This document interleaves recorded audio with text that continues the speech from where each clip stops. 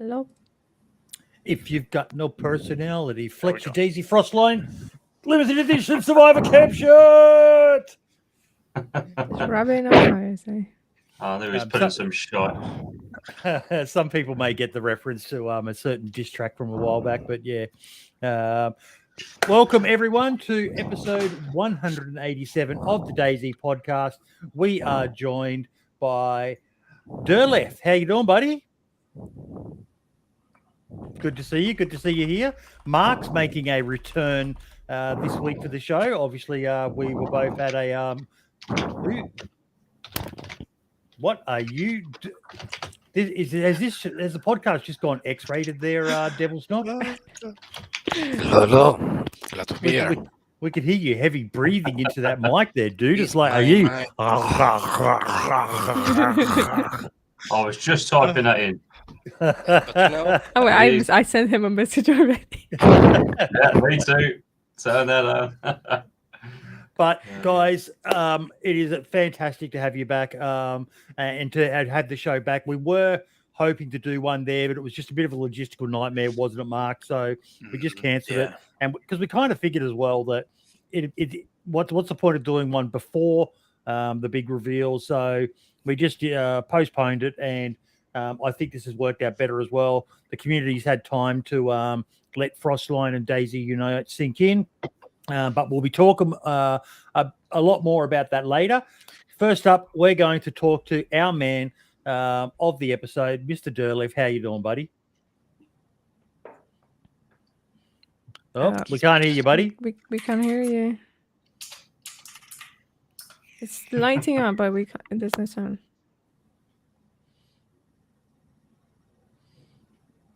You sure it's not your end, Boydie? No. Could you hear him? No, it's down the bottom next to the mute button, microphone. You can pick the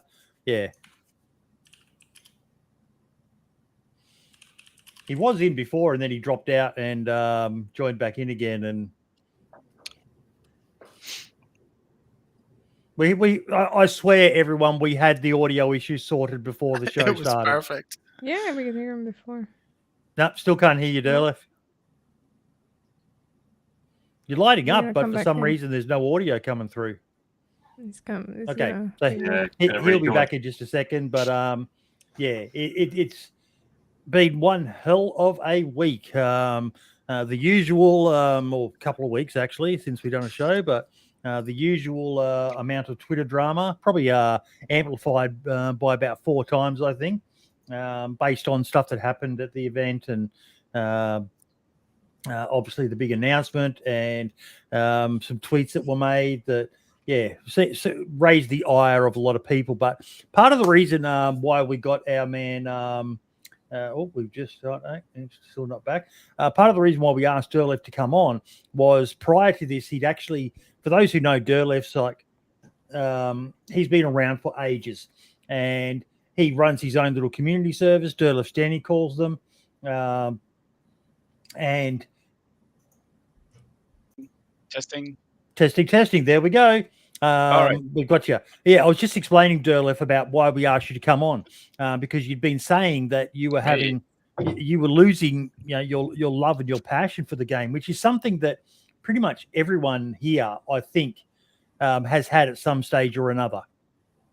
Yeah, that's right. Yeah, I was actually pretty disillusioned with some of the updates last year, especially the one that I should have liked the most, the one with the crossbows, but the chainmail. Oh God, the chainmail.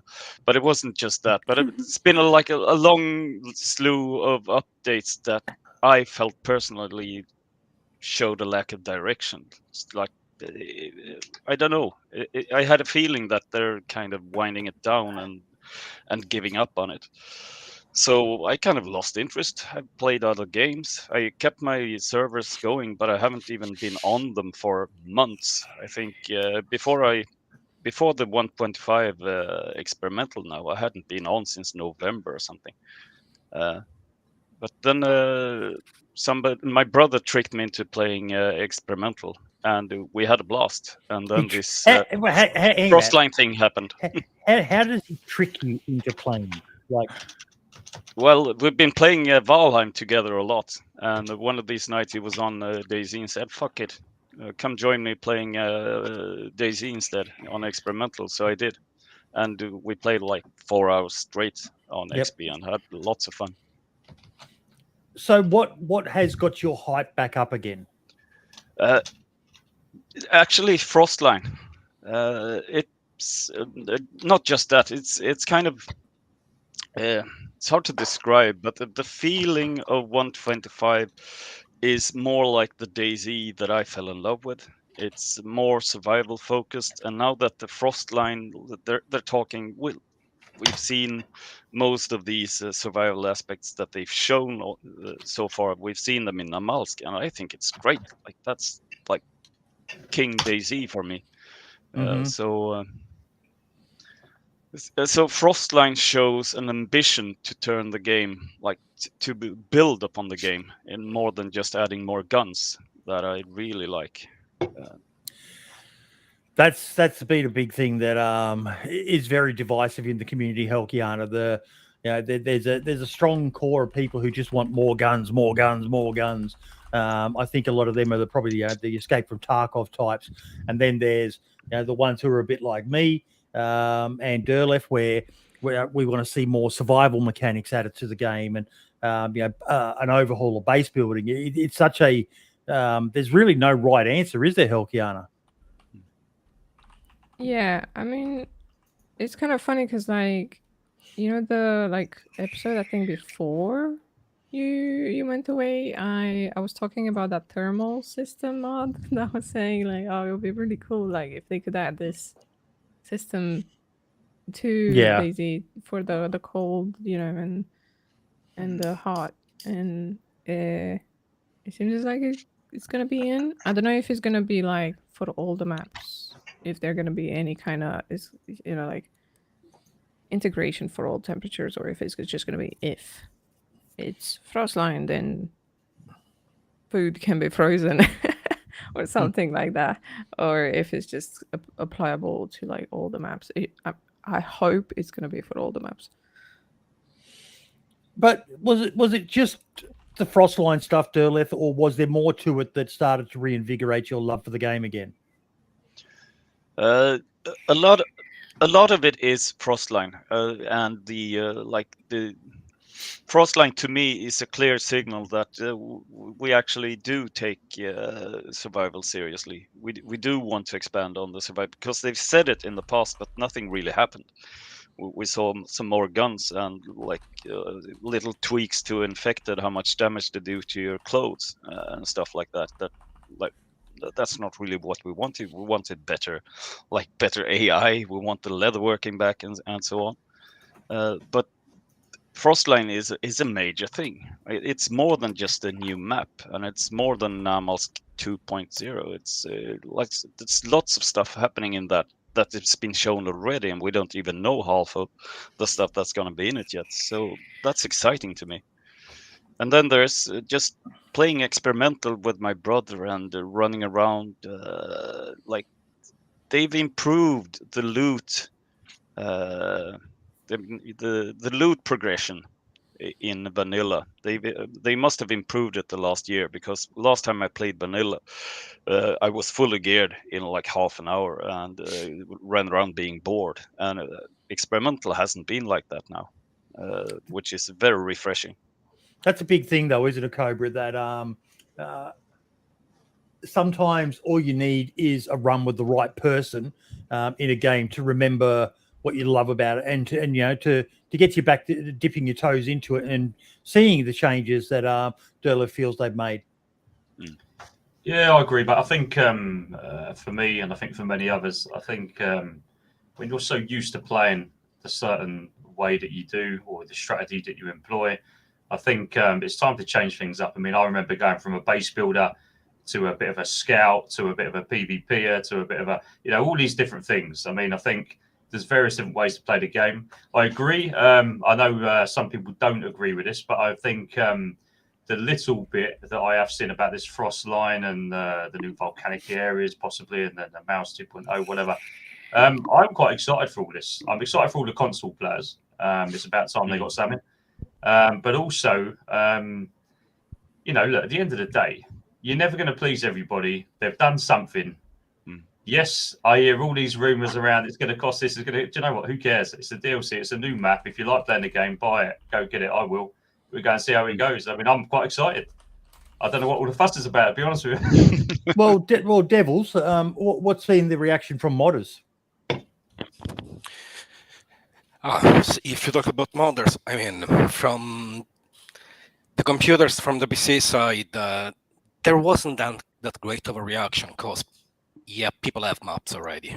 They wanted a bit more, but what they want, there is just what they want. What they want is base game enhancements to match with what they were saying in their statements when they were saying what 2024 is and why they postponed the AI rework, because that was pretty big for everyone, not just consoles, right?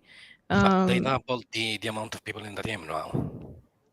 There is even that to consider. They are doing something that is not just for the PC world, because there are a lot of people who. I mean, can you tell me what an AI programmer is gonna do for Frostline? What do you mean? What is an AI programmer gonna do for Frostline that he can't work on AI? Like, if that's their biggest. Oh, yeah, okay, I see what you mean. So someone who's they... meant to be working on the AI of DayZ, what are they going to be doing in relation to this new Frostline map cycle? Yeah. Yeah, no, I mean, you can always think about Frostline, the Frosties as the brand. You can work on the AI, system, zombies, animals, with that brand of the Frostline in mind, okay? It can be developed around the idea of that frozen land. Do we know that they've got an AI programmer on the team? Do they? I think so. I don't know. Because when I heard... Sorry, go on, Mark. Mark, you're frozen. I think we... Oh, no, there you go. He's back. No, hello. I ain't in with Frostline. Sorry, I do just want to do a quick interjection here. Erno, welcome. Best troll of the DayZ community ever, I think. Literally, not even April Fool's Day. And my God, Jesus Christ, Devil, you're turning me on, brother. You're breathing. Again. This is turning out right. I need a new mic. But Erno's tweet about the Battle Royale mode, my God. And the thing that astounded me was the reaction from some of the people, how angry they were. And it was like, guys, you got fooled. It's not like he scammed you into buying a shitty fucking NFT or a crypto coin or fucking or some bullshit like that. He made a fucking joke. It was a fucking well-played joke. That screenshot was 100% believable. Like, if I hadn't been there and I hadn't heard what it was, Marks, it was fucking good, wasn't it? It was great. It was. Yeah, I bought it, but I thought it was funny. Yeah, I got 5 minutes. I believe it. But just how I got comments on Twitter. I got comments on YouTube. I got comments on Reddit. Everybody was like, "Shitty BR, worst DLC ever." They were freaking out. I think the worst one I saw was treating your fans like that is wrong, and it was like, what? He made a joke. Get over it, people. But bravo, mate. Bravo. I was absolutely in awe of how well that one played out, mate. Absolute gold.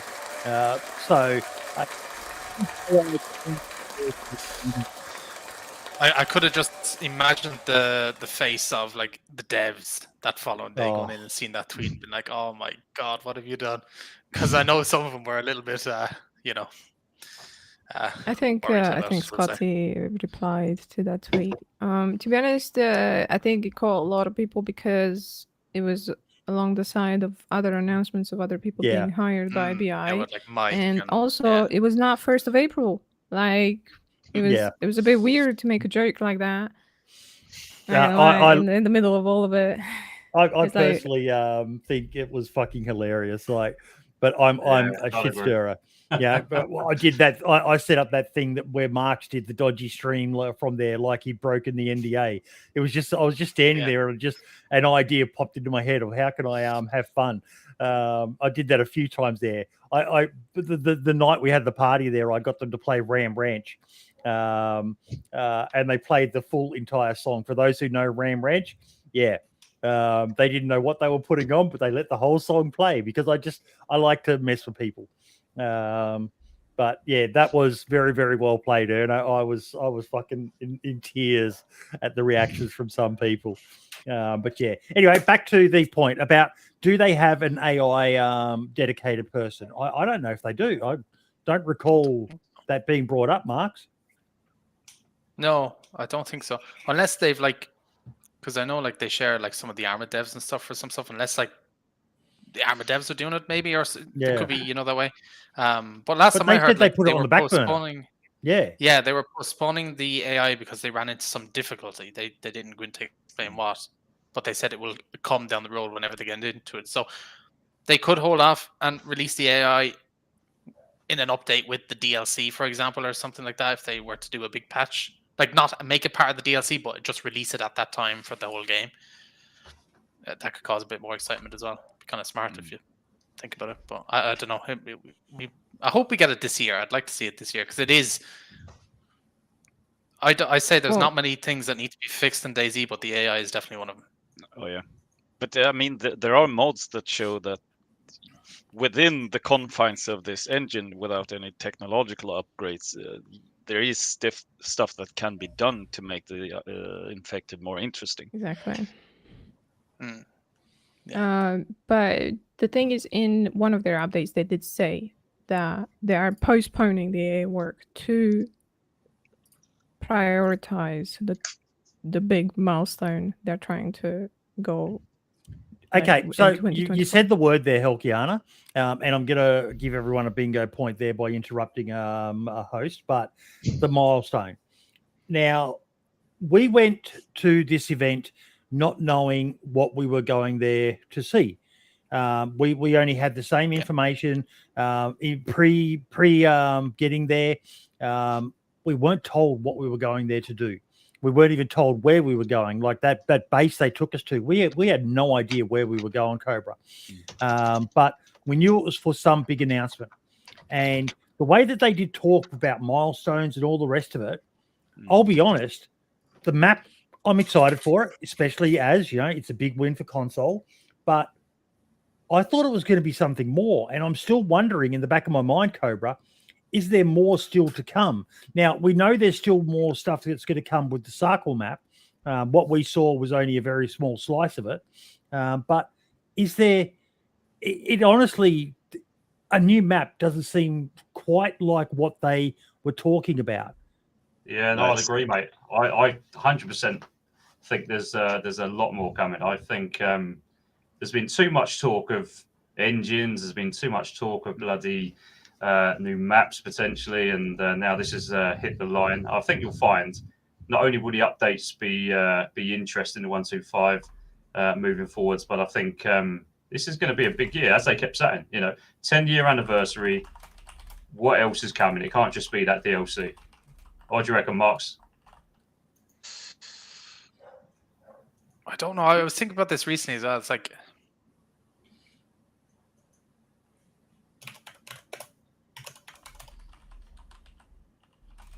I think you froze again. I I think don't. he's It's not going to be. frozen. Hello. There you go. Yeah, I was wondering if that was me then. You froze for I a bit think- there, Marks. I think my That's internet's a bit shit. That's going to be your new laptop, Marks, eh? No, it's my internet. I think. Yeah, I think it's gonna go. Well, what do you think, Derleth? But you hit the nail there with that thing. A DLC a DLC map is not really a giant milestone Mm, for DayZ. Yeah. We've I agree. already had a map as a DLC, so sure, there's some new mechanics. It's new terrain, so in that way, it's a milestone for like DLCs and the maps in the game. But is it a major milestone for DayZ? That I don't really agree with. So, yeah, I hope there's more coming. Which is a question I got. Why they call it expansion? Not just a map. Is the Frostline expansion. There is more than just the map that they are gonna put into work later on. I mean, it says on the Steam page, doesn't it? Yeah. Well, Which there's an is interesting the- comment there. which is the frost mechanics, the frozen stuff. Yeah. We saw that on the map they've got the thermal zones as well, but it's still what we got released. And again, New fishing. from the perspective, the fishing I'm quite excited for. I was really hoping they were going to maybe put in like isole fishing, but I Still didn't might. see or We hear haven't anything seen it about yet. that. Yeah. still might. But it still just didn't feel like so. Like, I expected it to be more for what they got us all there for. Maybe this was a trial run of doing these sorts of things more frequently, which I would love to see them do.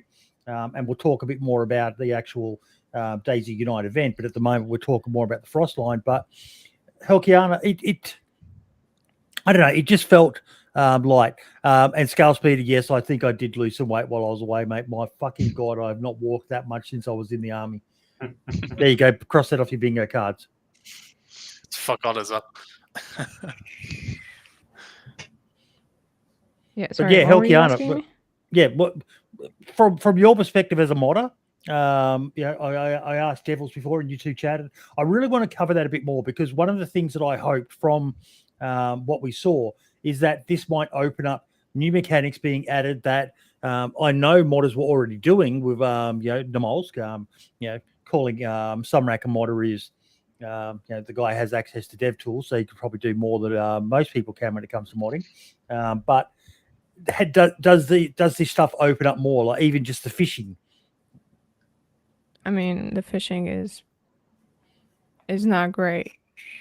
Let me just say that, like, whatever they're doing with the fishing, you don't have to hold left click, you just press once. Okay, great. That should be an accessibility thing actually for the whole game, not just for the fishing, because I compare it to fishing in Scum. Scum fishing is OP. Yeah. I love the fishing in Scum. There's no mini game of any kind at the moment. You just hold left click. You have some kind of bait. Yeah, great. Okay. Infinite fish, like, I understand. It's an online multiplayer. Obviously, there has to be fish for everyone, kind of thing. But I feel like they could have tapped into that, make the survival a little bit harder, because at the moment I'm just gonna sit in one place and I'm gonna keep fishing and I'm gonna have food for the rest of my life in They that did server. talk about alternative baits, so that makes me wonder whether they're going to bring lures in. Yes, lures, which are already. So I do want to make a point about this map as well, or Frostline, I guess, not just the map.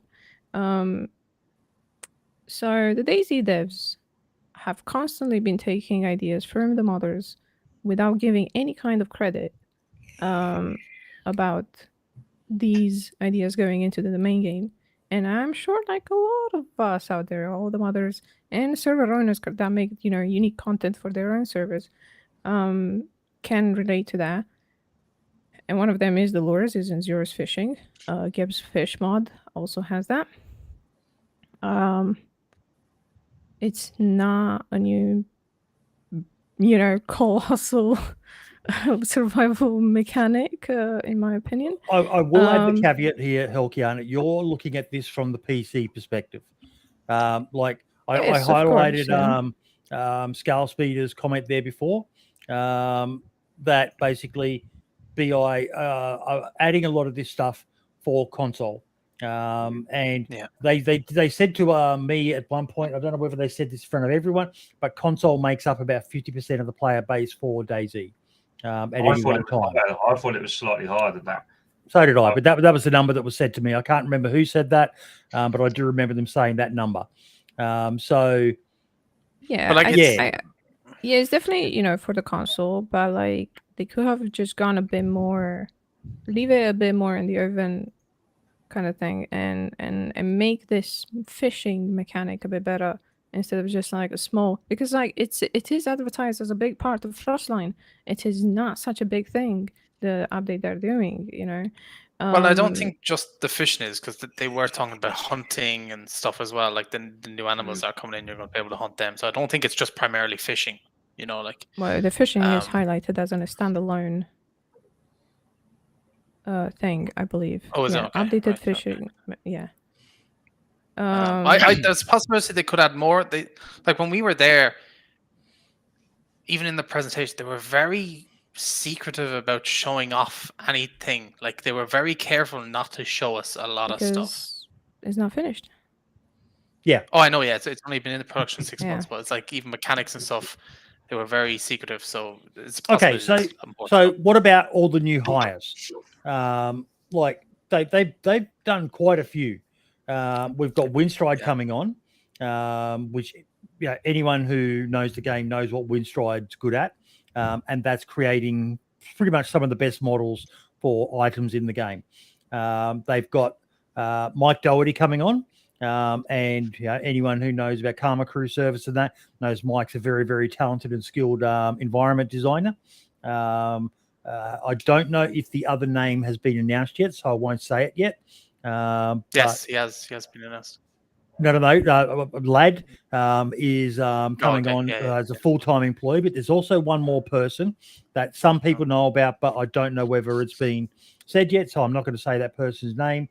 But that's 4 people coming on at this time. Lad's a full-time employee. Windstride and Mike are both on contract to help with Frostline, as far as I understand it. And one more person coming on, I believe, in a similar capacity to help with Frostline as well. But that's a lot of people coming on for this one map. And this map is, Devil, a base. It's based off Tanau, which some people did correctly guess all the way back with that little trailer of the Yellow King catching the snowflake, that it's a snow/volcano, maybe Tanau. And whilst it's not Tanau, the terrain is based off of Tanau. And I've seen a few people talking about that. And this is something I've said on the show many a time myself. I would love to see a map made from the ground up, not just a rework of an existing asset. Something totally new, custom designed for DayZ. What do you think of that, Devil?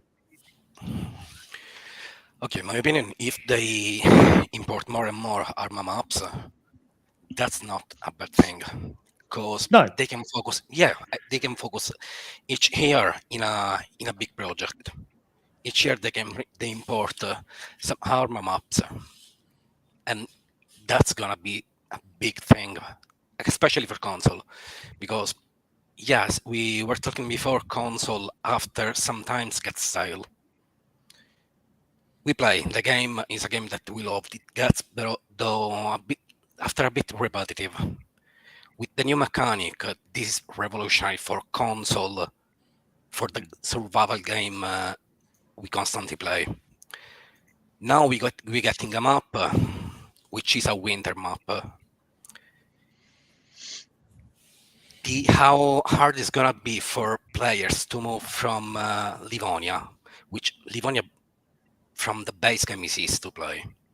Chernaros is already a bit harder because the map is bigger, towns are a bit more far apart. Now this is a winter map.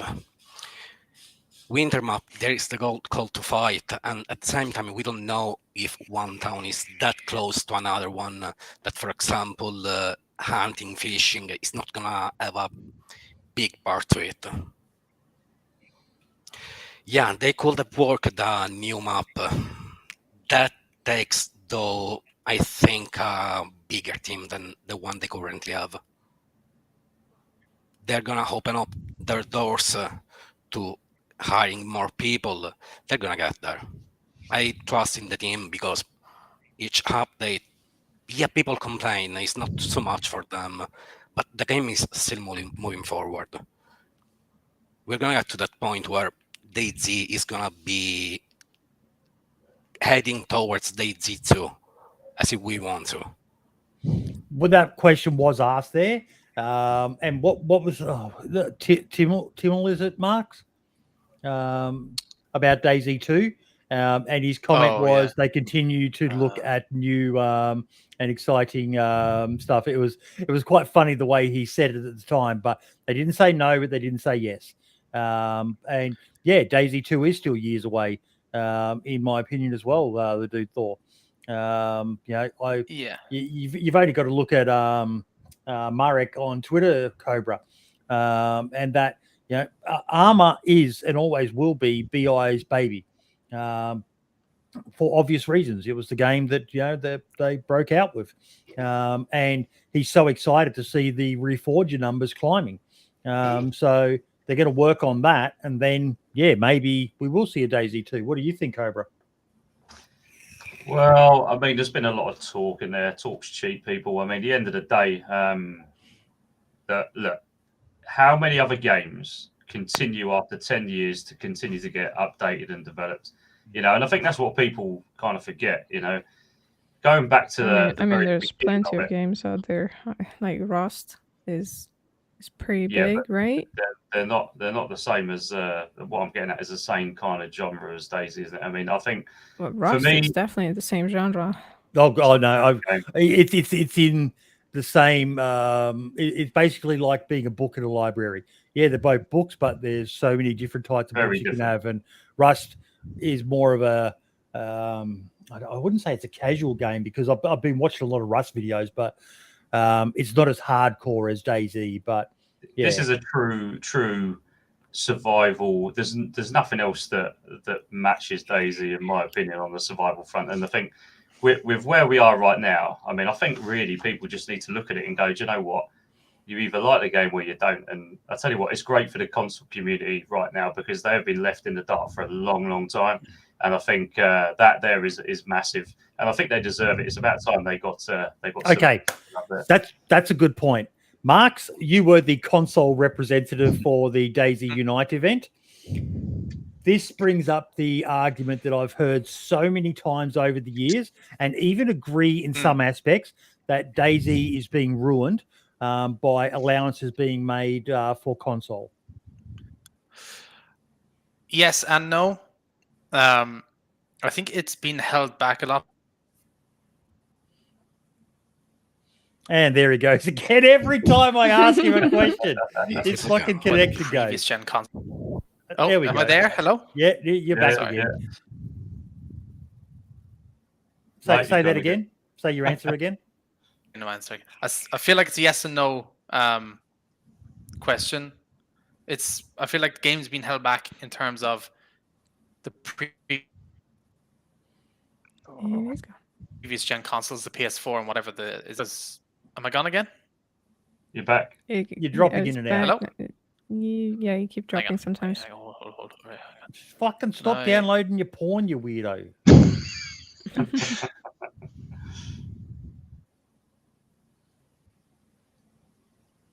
And he's frozen. For fuck's sake. That come through, mate. Could try just disabling the camera if it's a bandwidth thing. Yeah, maybe do that, Marks. Let me see if I can lower my. Thank you to whoever just did that awesome $50 donation to the team. That gets split up amongst everyone who's part of the core team. Thank you so much for your generous donation. That's awesome. But yeah. Right. Let me try once more, and if not, I'll shut up. I feel like the. There we go. Oh, I think skip me. I'm not talking for the rest. Turn your camera off. Turn your camera off. Just go for your logo. There we go. Try now. Is this better? Hello, can you hear me now? Yeah. Yeah, can hear you fine. Right. Let's see if this works. So, don't lag again, for God's sake. I feel like DayZ is being held back by the previous gen consoles, the PS4, Xbox One. I feel like they're probably a little bit limited in their hardware. So like there's like no dynamic events coming with the map at the moment that we know of, and some people were saying maybe it's because of these old consoles kind of just might be able to handle it, because I know they don't run really well on the previous ones. The new gen consoles they seem to run quite well. So I think that's it. What was your question again? I was distracted. Oh, about the old argument that's been said ever since it was announced it was coming to console. The console will be the death of DayZ. That parts of the game have been ruined because they've had to change it to make it palatable for consoles, and and now we're seeing arguably a whole map that primarily is focused on console, because other than the actual map itself, most of the mechanics that we've seen are already out there as mods for DayZ on PC.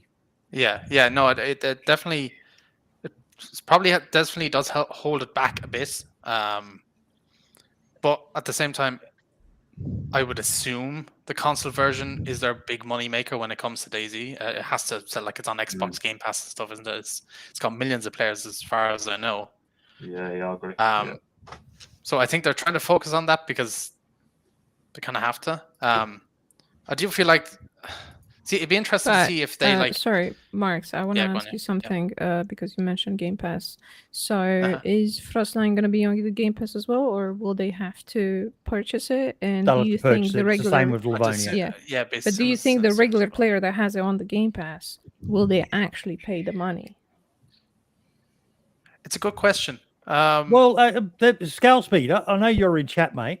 What's the console community's uptake of Livonia been like? Because I know the PC community was very meh about Livonia overall. I personally love the map, but I know and understand why a lot of people don't love it, like it.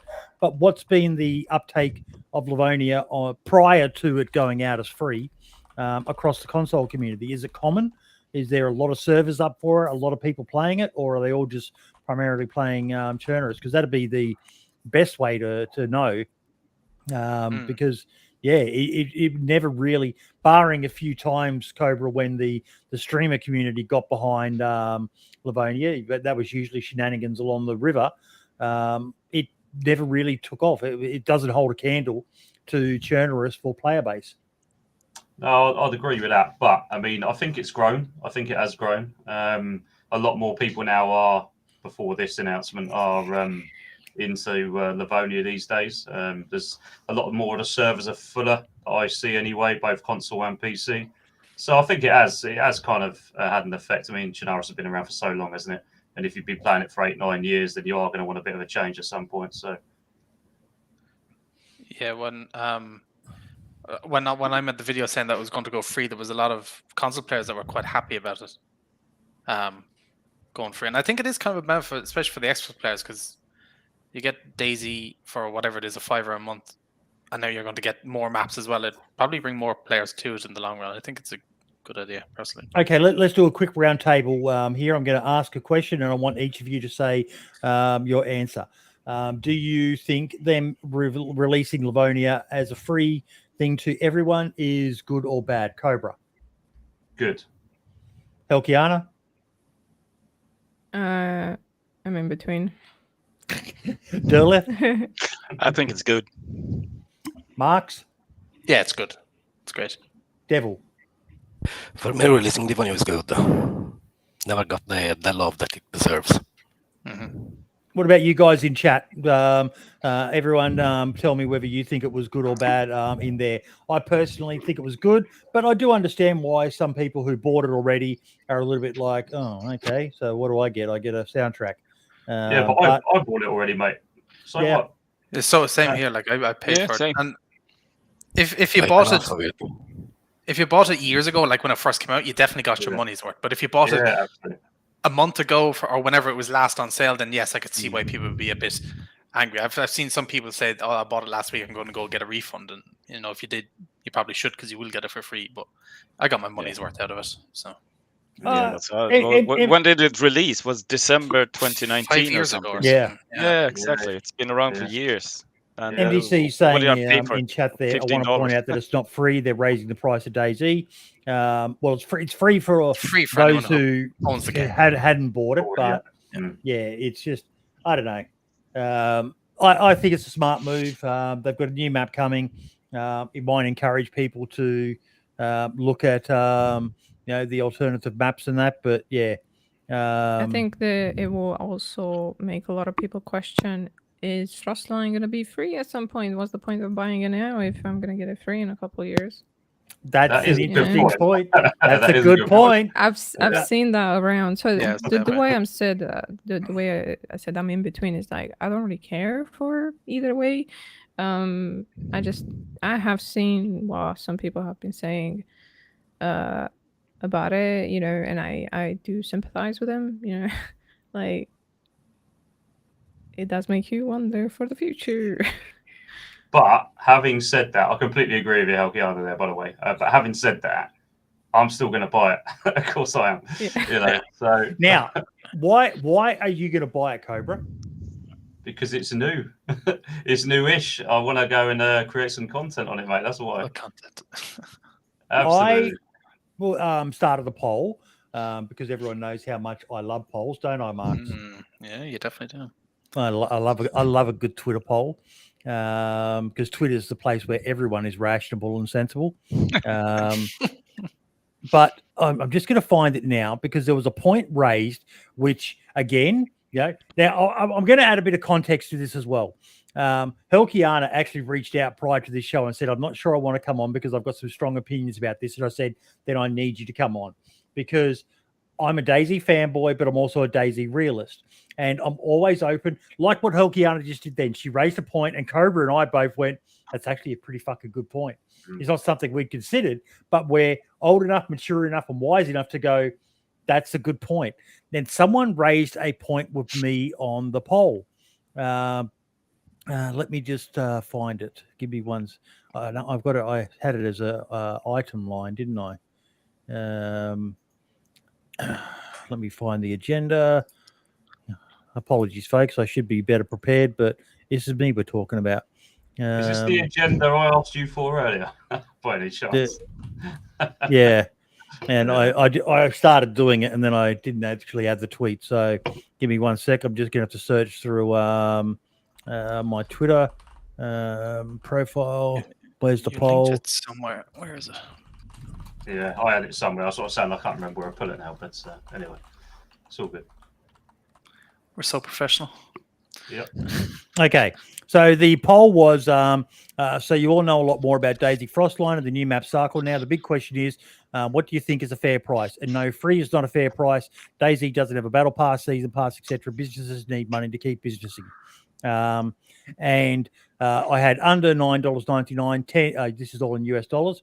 $10 to $19, $20 to $29 to $30 plus.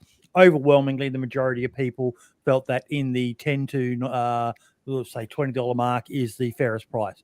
With $20 to $29 coming second, under $9 third, and last place was over $30. And the point was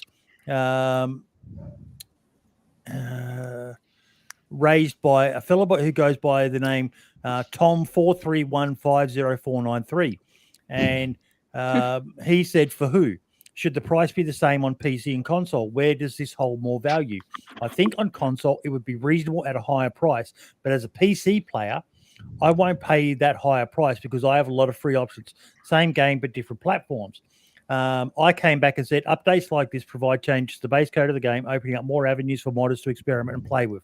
Now, I've been told that's not quite the case, but that reason alone is enough to pay for this DLC and continue supporting this game. I mean, it's not like they are asking $250. Now, Derleth, I'm interested in your opinion on this, mate.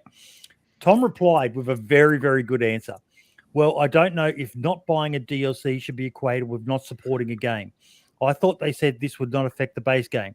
They're not asking for $250, but they are asking for dollars for this product. This is not an I love DayZ, here's my money donation. That's a pretty good point. What do you think? Well, I suppose it's going to be similar to Livonia in that many of the like the content in the beyond the map will be available on like to everybody who play the game. So in that way, like it's still going to be part of the game even if you don't own the DLC. But then I think we shouldn't forget that mods are not official DayZ. Mods are mods. Yeah. So should the devs always think about the modded part of the game when they consider content to publish? I think they shouldn't. I mean, it's vanilla DayZ that gets this new map. Vanilla DayZ doesn't have Namalsk. Vanilla DayZ doesn't have frozen food and all of that. So it's all new, really. One point we do need Yes, to raise. sure. As PC players, most PC players have played Namalsk already, but it's not really part of DayZ. One point I do want to raise, because we'll probably have a few people say, why didn't they just do Namalsk? Helkiana, would you like to answer that one? You know this better than anyone, having worked on it. Well, I can't say for sure. Adam never told me like the full story. So, but from what I could tell, basically BI wouldn't pay the right price for it, and there would have had to be some work done to remove any copyrighted content from Stalker, obviously. Yes, that's the big one. Yeah. So if Summer will have sold Namalsk to BI, pretty much losing all the rights over it, because like they wouldn't agree to anything else, and probably the price for that was not enough. So Interesting. The big thing being Stalker assets, and that's why you're not allowed to monetize the server as well, because it's basically being used under fair use sort of thing. I understand that Yep. Stalker just kind of go, yeah, we're fine with that. But if there's money being made from it, then it becomes a legal issue. So yeah, that's why they've had to create their own game. Can I ask a question? And it might be a stupid one, but I kind of want to ask it. Only stupid question is the one you don't ask. Do you think people are overreacting? And I say this because if you were to go onto a different game like Call of Duty, I play Warzone quite a bit, and you go into the store there, every day not every day, maybe every week, every 2 weeks, they're coming out with a brand new skin that costs 30 euros. They put in a skin that looks like the Teletubbies the other day. It was 30 euros. People bought it in droves. But people on, and there's DayZ players and don't stuff play are. DayZ. I know it's a different game, but like DayZ releases a map once every Now, 5 years, and they charge a bit of money for it, and people are screaming bloody murder. The cosmetic thing you raise is a question I actually asked them. I know some people are very anti corporate and capitalism and all the rest of it, but at the end of the day, businesses need money to keep businessing. And I raised this question and said, how come you guys have never really done much in the way of cosmetics? Skins that people can buy for a few quid, or there are some people who are prepared to pay. Look at Counter-Strike. Some of those skins in that game go for, you could buy fucking a car with the money that some of those weird skins go for. And that boggles my mind. Even the Player Unknown jacket back when the game first, if you pre-ordered it, why have they never done it with DayZ? And they were quite adamant about that they considered it, but they're very worried about it ruining the aesthetics of the game. Even though there are mods out there, as we've covered on the show, and I raised this with them, that Chinese server we found, Marks, with the weird, Derleth laughing. You remember that one, do you? That was just all of us were sitting there staring at the screen going, what the hell? But they are worried about that. It's not something they've ruled out, but I personally don't mind cosmetic skins as a way to raise revenue, because it's not offering any advantage other than if it's like some super OP ghillie suit camo. But if people want it, they can get it. But then it sort of becomes you're worried, are they going to introduce loot boxes and stuff like that? What are your thoughts on that, Cobra? Mate, sorry, I was just catching up with the chat again, mate. Go for a quick version of that question again. Cosmetic skins for DayZ. All right, yeah, no, forget all that, mate. I'm not interested in that. There you go. Helkiana? Nice, short, sharp. I think it's going to be a little bit hard to implement. So I think it's just more of a tech problem for them than actually implementing skins, because they can do like stuff that matches, right? Like it doesn't have to be like everything pink and emissive everything and butterflies coming out of my ass, when running. It can be stuff that fits, but integrating it is hard for this They kind of could game. do something similar if they add a new game mode.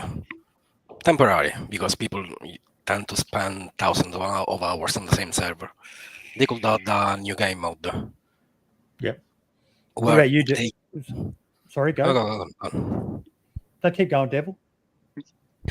If they add a new game mode, like for example, there are a lot of deathmatch servers. They could monetize on skins in that case. They are doing something similar with Vigor, no? Well, Vigor is it's a different kind of environment, I would say. But like you said, the different game modes, I think they should monetize that. Why don't they just make, like, so many people have been asking for a single player DayZ? Like, just a way for console players to play by themselves? Like that's a topic worthy of its own episode, Helkiana. Why single player DayZ? I mean, if you know how, it's not that hard to set up your own server, but I would argue that 90% of the DayZ PC community don't know how to do it. No, and it was a feature during the entire stretch of experimental 0.63. You could run offline for the entire stretch, and then at 1.0 they removed it for reasons unknown. Derleth, what do you think about cosmetic skins in DayZ? How would they implement it, really? I mean, into the game loop. How do you get your pink Teletubby suit when looting? I mean, in the general game loop, how would you implement cosmetic items? See, like a main menu I don't think it would be complete new items, limited edition items like that. I would hate to see that in DayZ myself personally. I think it would be more like you could apply. You get a Mosin, you can take it to somewhere, or maybe a bit like how Rush uses spray paint, Helkiana, where if you've got a can of spray paint, you can apply whatever skin you want to an item, so that not like in PUBG where you're running around in these weird dinosaur costumes and things like that. More just you could apply certain skins to an item that it stays on it. So maybe if you die, someone can pick that gun up and they'll get that skin. Also might encourage people to want it because they go, oh, this is a pretty cool skin. But a good point raised there by we're talking about how BI and DayZ team need to be making money, and Scalespeeder correctly says, I think BI make plenty of money from their cut of server rentals. Especially, they've obviously got some sort of sweet deal going with Nitrado for console, because it's console exclusive. I don't know those figures. It's a question that I've got a lot of questions about. But will I ever get to the bottom of it? I don't think so. But player skins, by the way. Sorry, Derleth?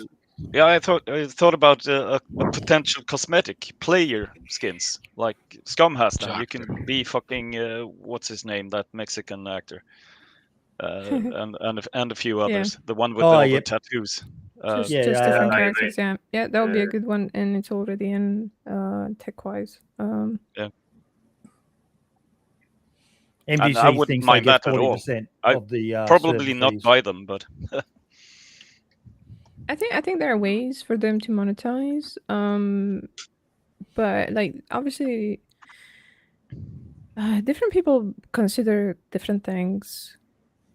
for their worth. A lot of people do. Oh, if it's £1 per hour of this game, it's worth it. But some other people are like, well, that's not how it works. Like I paid £20 for a game that I played 5 hours, but I really enjoyed it. I really liked it, and I wanted to support the devs.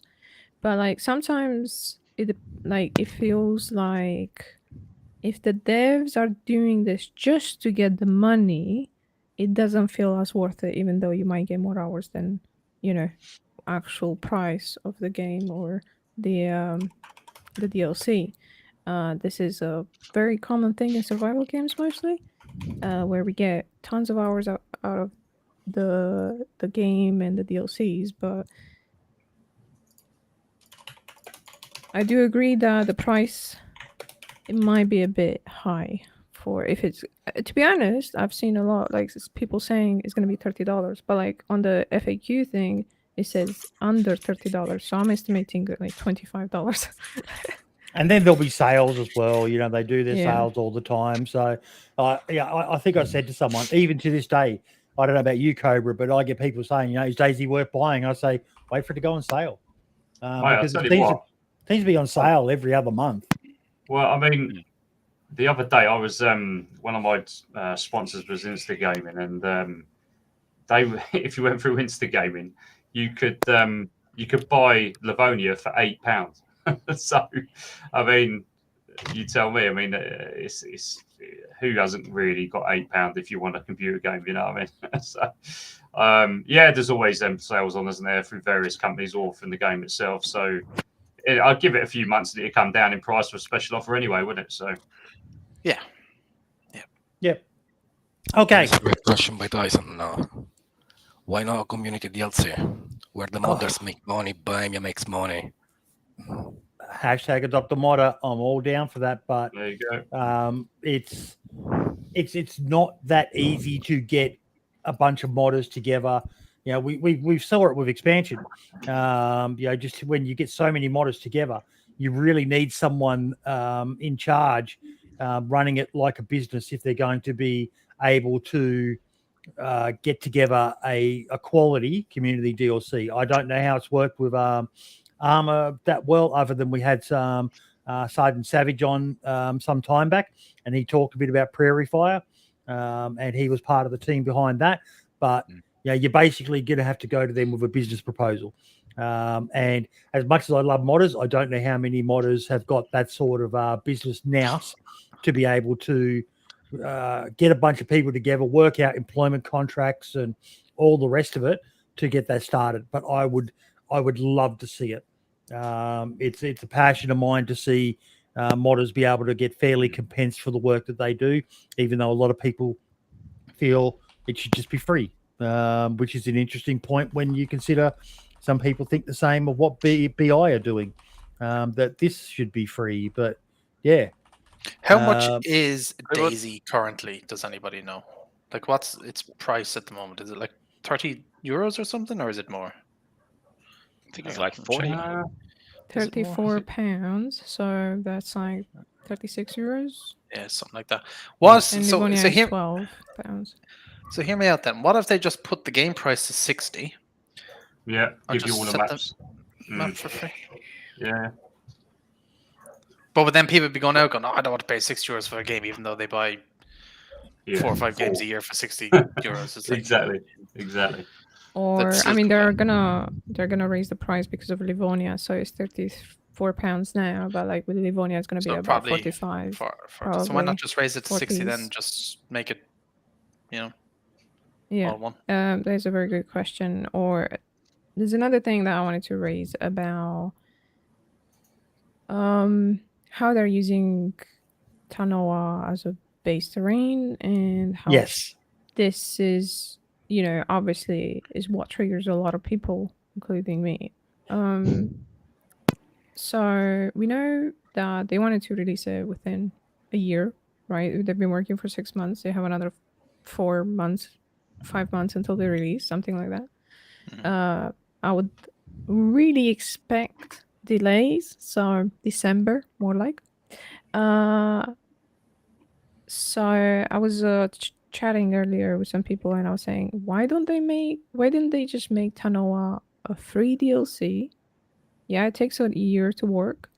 Make it a free DLC, and then work in that meantime also in the background on the design of an original map, which would be, $30, $40, because people will throw their money at an original map so much faster than just knowing that they're using the Tanoa map, no matter what they're saying. The question I have, Helkiana, is, and I did ask this at the time, that if we believe what we've seen, and I've got no reason not to believe it, from Big Grandpa's map workshop and that, importing a terrain isn't that hard of a thing to do. I thought there was like programs around that you can just basically upload an image and it will extract the data and basically make you the terrain, and then you've just got to flesh it out. I don't understand the point that they've got in the FAQ that creating a terrain from scratch is a difficult process. That didn't make sense to me based on what I've heard. Is that right? What I'm assuming there, Helkiana? It's pretty on point.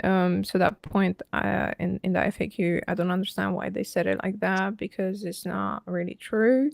And that snippet made a big waves on Twitter when John McClane, Benny, who made the URL, posted it. I posted it around as well, and it got heated. And people are like, "Oh, it takes more than that." It's not. Well, John McClane imported what was that, Altis? Yep. I think it was Altis in 24 hours and ported it from Arma. And that just proves like there's just one person doing an import of a map. So that's why I was saying, why don't just do an import of an Arma map for free and then make it the original one, which takes a lot of work. I understand the terrain itself, just like how they explained it, the hills, the mountains, and where the roads are placed, they have like lines and stuff. That's super easy to do. Yeah, I think one thing that might have played a part in them going for Tanoa is that they already had Tanoa converted to the Hosh Posh DayZ, like Infusion virtual, what's it called, the engine, because they used Tanoa to work with an Infusion back before 0.63, so they've had that like in-house for years. So they dug that out of the box and used that to save some time, I think. Yeah, I think some people were claiming, I think Mike, I always say wrong his last name, I'll just say Mike. He was saying that Doherty. He can Doherty, yeah. He can assure us that it's going to be very unique and different than Tanoa and all that. And we're like, well, we can't really trust that word at the moment. We know that it's Tanoa terrain. And yeah, there's different trees because obviously it's not tropical. But like, there was a picture on Steam page of this, like some sort of quarry. And it's exactly the same as it is on Tanoa, on the tropical one. I can link you like a comparison picture. It's very, very small. I'll be back. I've got to go to the toilet. Okay. Just share your screen. You can show it up on the map or on the stream. Cobra, if you've got logged in through your team link, you should be able to share the screen. Yeah, hold on, mate. I sent it in the Discord chat. Hold on. Let me go and have a little look. Oh, yeah, so you can. Let me just put this up here. Chat. It's not giving me access over there either. Oh, When he comes back, though, Helgiano, he'll be able to put both of those on. Unfortunately, on the stream itself, it's not. No permissions. Okay. Yeah, It's fine. it's not giving me permissions.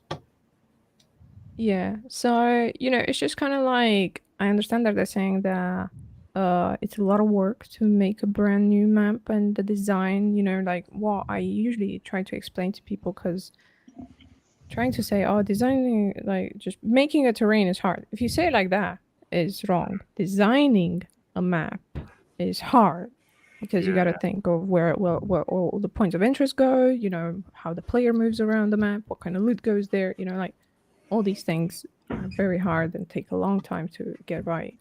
And I totally understand, but that's not what they told us, kind of thing. So it feels like they're lying to us a little bit, which is why I got a bit heated in the Twitter post, because there were some people from BI side, they were saying like, well, you're just talking bullshit, and there were some things thrown around, and it's just kind of like, well, John McClane and Matty Ice have been making maps, right, for mods. Maybe they were not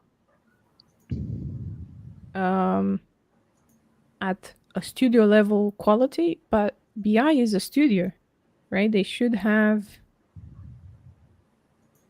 like the ability, the manpower, the money to invest into such a thing, right? For us, like I think what you were saying there around why people are getting annoyed, I understand, because a lot of the messages I've seen, it's not about really the money, it's about the assets, and are they going to be the same? Is everything going to be the same building wise? And I understand all of that. What people are expecting, I think, is a brand new situation with new houses, new rooms, bunkers, whatever else. So I think there is a bit of a disjointed situation going on there. But then again, every map that we play, every modded map as well, pretty much has got relatively similar buildings all over the place anyway. Now, my understanding of the question raised here is that, and Mark's, correct me if I'm wrong, but what they explained to us is they're basically just using the bare terrain and rebuilding it from the ground up. But that image kind of implies, I mean, it's just a random place, right? Which is exactly the same. Obviously, how would you link all Tanoa to the lore of the game, though? I mean, the mountains in the background don't look exactly the same, but it's the camera angle is a bit different as well. So I do take that in account, because like it's slightly different.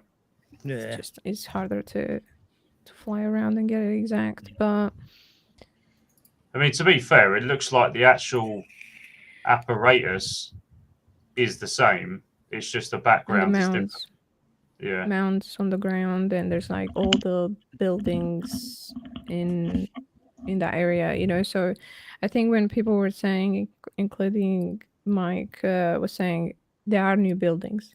They are new buildings. What does define a new building? A building in DayZ, it means an object put on the map. It does not mean a house. Well, what people want are new houses, so you can enter in different layouts and the different positions of the list. So it feels. But that's the thing. Like, maybe it's kind of been lost in terminology, possibly. But if what you were saying was, if I was to hear that, I would think there would be brand new assets all over the place. That's what I'd take that as. But if you're showing real life photos of that not happening, then it's very difficult to argue with that, isn't it? Hey, Derleth, how's your love for DayZ going right now, mate, after all this discussion? No, but I'm really excited about this map. I mean, I would have preferred if it was like 100% Tanoa, if it had been tropical, because that would have been kick-ass, because I played a lot of survival on Arma 3 on Tanoa, like DayZ-ish modded servers on Tanoa, and it's a great map for that. And the tropical environment, with panthers and alligators and stuff, makes it really, really different. It would have been even more different than than the winter thing, but the winter thing is great too. And I'm really looking forward to it. And Tanoa is a great map, so building on that is not going to be bad. I mean, I look at it. I look at it a bit differently to all of this. So for me, if the terrain is different, and I think there's a very good point made earlier in the chat, unless you played Armour, back in the days where this map was available, most DayZ players that haven't even heard of this map, it'll be completely new for them. Even if the houses are the same, I wouldn't really have too much of a problem with that. But the terrain is why you're there for. The actual areas within it is what I'd like to explore, rather than worrying about, is it the same 3 or 4 asset houses or whatever. Yeah, I'm kind of in that boat as well, because I've never played Tanoa. I've played Armour, but I've never played it. And the house, I don't really care if the houses are the same or not. It's not going to bother me. But they really can't be, because they're like Tanoa. The real Tanoa is set in the Caribbean somewhere. The houses are Caribbean. It wouldn't work on Kamchatka, It's going to be like more typical DayZ houses. Look, straight after the reveal, when we were there, I think I grabbed Sumrak and maybe some of the others, and I said, my gut feel right now is that the console community are going to lose their shit. The PC community are going to be kind of, okay, it looks interesting, but they're a much more privileged bunch, because we've got so many mods that do amazing shit already. We've already got winter maps. We've got winter versions of the current maps, Chernerus, Livonia, you name it. There's a winter map out there with cold and all the rest of it. So, yeah. Okay.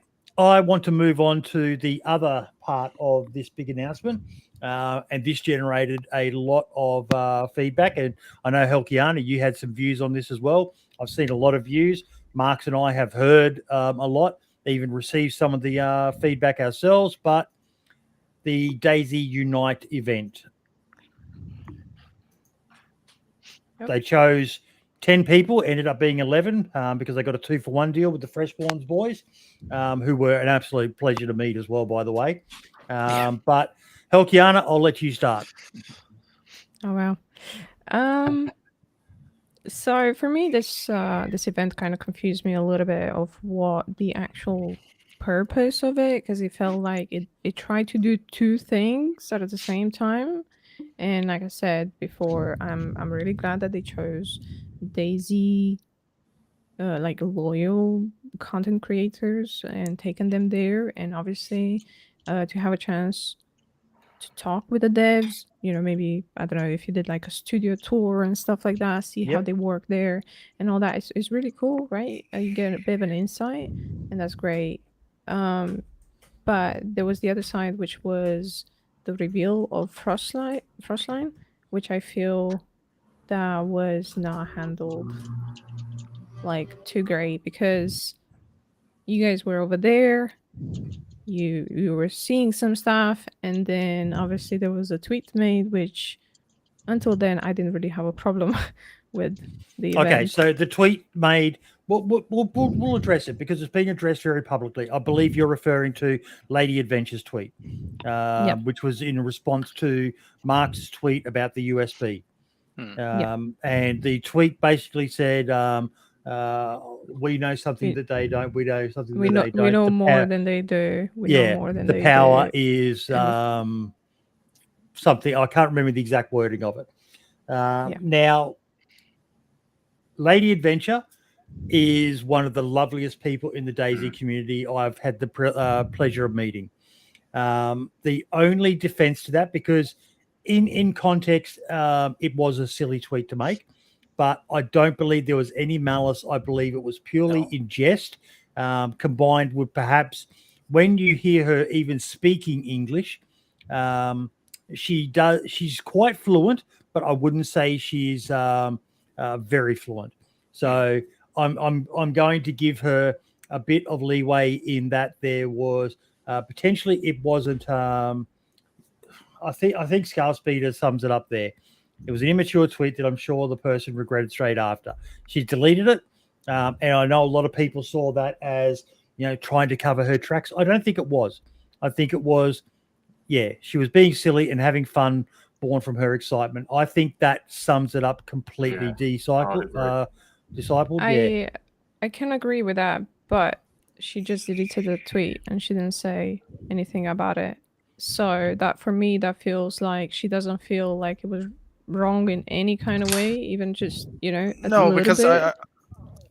it wasn't wrong, because I remember she said it in person to me as well, and it was 100% out of excitement. Like when she said it in person, it was totally different to like the way it came off in a tweet. And she does have, it's not the full, it's not, I'm not trying to make excuses, but there is a language barrier of sorts there as well. And I think she probably just worded it a bit wrong. Yeah, but like it came, if I say something and I worded it wrong and I upset quite a lot of people because of it, I would just say, look, I'm sorry, I didn't really think of it that way.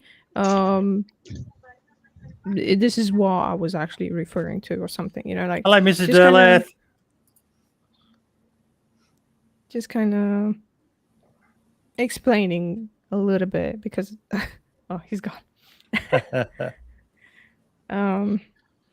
He did say he'd have to go. Yeah. But yeah, look, that was an unfortunate, and I think it generated more attention than it needed to. yeah, it was just an because- overreaction. That was But part of the days. I get why some people got their backs up about it, because I avoided going in at people. I'm trying to, because Cobra keeps on spanking me as much as I enjoy when Cobra spanks me, but I love saying things like that just to get a rise out of you, Cobra, because your face is just, you die a little inside every time I say something like that. Mate, I don't care anymore, mate. Good. We see, this is all part of the grooming process, mate. I'm breaking you down and then I'm going to hit on you. See, But Declipped made another comment. Sorry to put in, but I just need to see while it's there. He said, she said, "Get fucked," and like she says that a lot. Like every time you ran into Lady at the event, you went, "Fuck you," but it was made out of fun. Remember, like it's just her, possibly her sense of humor as well. At the same time, it's just more darker than other people's. And I don't think, And also, I do think the comment there from Mike, that for her it wasn't a big deal. I know it was for some people. I do believe that some, not all, had motives for why they wanted to make a big deal out of it. But she's just a lovely person, unless I'm completely reading her wrong. No, mate, I don't think you are, mate. I mean, I know her as well, and I know her of her, and I've spent some time with her on stream or whatever else in the past. She's always been playful, a very good character, and someone who likes to have a laugh. You know, English and in her native. So, I read it and I laughed. I thought it was a joke, to be fair, and that's probably what she meant. So yeah, people on Twitter are a bit too sensitive these days, I think. But I do understand why some people found it in bad taste. I think even the Running Man said it was a poorly worded tweet. That honestly, I don't think there needs to be, they bring the golden retriever in, the big apology video starting with the big. But like just like she didn't really need to delete the tweet either. She could have just replied underneath, "Hey, that might have sounded wrong" or something.